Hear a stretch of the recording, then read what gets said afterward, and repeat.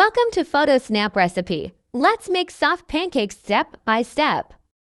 Soft, fluffy pancakes. 1 cup flour, 1 cup milk, 1 egg plus sugar, baking powder plus butter. Mix dry ingredients. Mix milk, egg, and butter. Combine gently. Do not overmix. Rest batter 5 minutes. Heat pan medium. Add a little butter.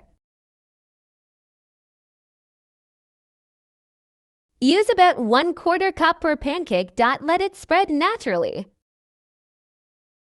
Small bubbles form on top.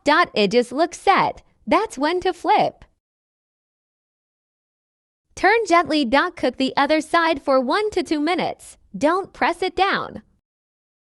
Stack pancakes. Add syrup, honey, or fruit.